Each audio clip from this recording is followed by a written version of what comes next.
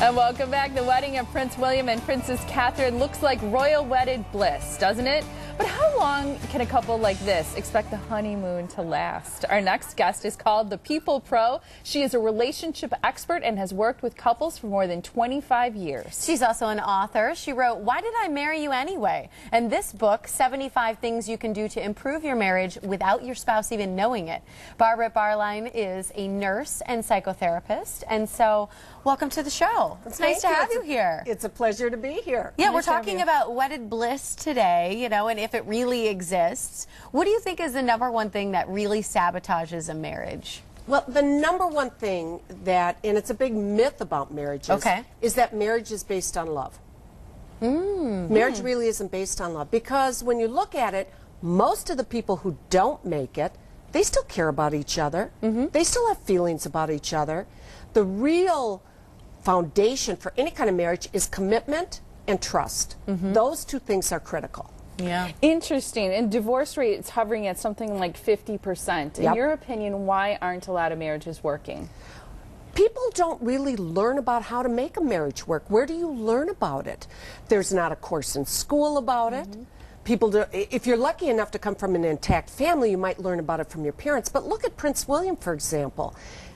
That's just been a family of dysfunction. Going back to the divorce, which reportedly devastated him. So where do you learn about marriages? For many of us, we don't. And then we jump in and what do we think? Well, we're in love and we found the right person and now everything's going to be wonderful. For how long? Pretty soon the honeymoon is over and reality sets in, and you know, they don't hang up their towels and they leave dirty socks on the floor. And I often say marriage is more about snore strips and flannel nightgowns than fancy lingerie. I can agree with that. I would think that that's very true. Do you think then that marriage is still a viable option? Because I would think that most people date long enough these days. They put off marriage, many people, that they know about the towels on the floor. They know about the snore strips. At this point, is it still a viable option to get married? Do you see that working for a lot of people? And maybe are they already ready for those things? I think marriage can work. I think marriage is still very much a viable option. And the vast majority of people want to get married and believe in marriage and believe it should last till death do us part. It can work. I've been married over 30 years. It seems to be everyone's response at that point. My husband says I should get some kind of congressional award for this, you know. What about Kate and William, Princess Catherine and Prince William? You know, people, I think, are really looking to this and want to feel hopeful about their future. You think it can last? I think it can last. The top 3 things that couples fight about are money, sex, and children, in that order. So let's just look at those for a minute in regards to the royal couple. Okay. Money.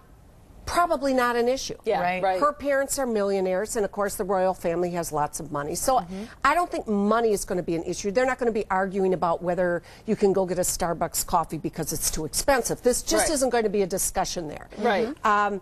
Sex.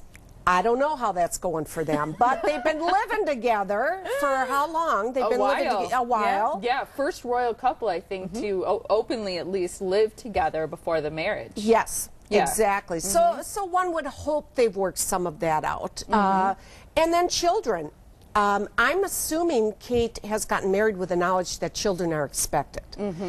That's part of the reason, you know, when Diana married, what did they say? Her mission was to produce an heir and a spare.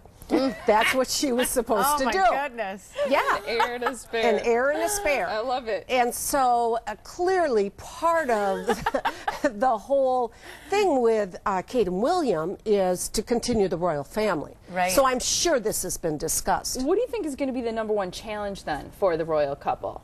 I think being part of the royal family and the in-laws, the outlaws, and all the cast of characters. Supposedly, and from what I've read, William really enjoys being with Kate's family. And I bet he does. It sounds from all reports fairly normal. It's an intact marriage. They do family activities together. He likes being with them. Now, his family of origin, I think you have a few challenges there. For one thing, you have a queen who I believe is fairly opinionated about how things should operate, about who the people should marry, and about her son, and all these kinds of things.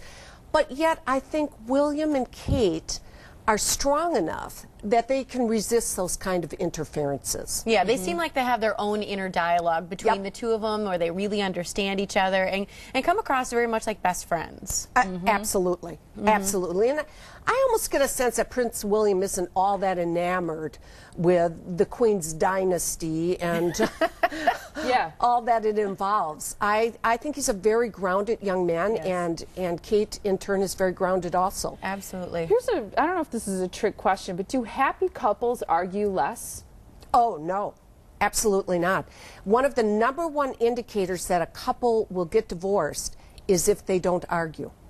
Interesting. Isn't Because that it's so passive, or why? They're holding things in? Holding things in, letting things build up, not working out issues, not dialoguing. Maybe they're even afraid to argue, feeling that that isn't healthy or they shouldn't be doing that. No, arguing in a marriage is healthy. The key, though, is you have to argue well. Yes. So you can't be doing cheap shots, and you can't be bringing up all the museum pieces, you know, stamp collecting on everything the person's ever done wrong in their whole life and then spit it back at them. So you need to learn how to argue fairly. Yeah. That's a good point. And I know we're running out of time, but are there any strategies that we can leave people with to improve their marriage? Something that they can take away today to say, okay, I can make it better by doing this. #1 strategy, find some things you like to do together. Because that really is the glue of a long-term marriage. It's not the sex, it's not even the kids. They grow up, they leave, you know, they take your money with them, and so find Then you're just left with the spare. You're just left with the spare. And then they come back and they want more money. That's a whole nother segment we can do sometime. But the things you do together, now that's the glue, because as the years go by, you've got a history of golfing together, or fishing together, or hiking, biking, whatever you enjoy doing. Watching the morning blend together. Watching the morning blend with a nice cup of coffee. I think so many couples that have lasted so long would say it's because of the things they do apart. That can be healthy too. That's good too. I love talking with you. That was a blast. It was super fun. You must come back. Absolutely. Promise. Put you on the spot. Here's where you can follow Barbara. Yeah, you can get a free newsletter. You can actually sign up by going to thepeoplepro.com. You'll also receive a free special report, how to unchain your desk and break workaholic behaviors, with every sign up. Great stuff. Love your books. Thank you so much You're for being blessed. here. Oh, thanks, Barbara. It's really neat.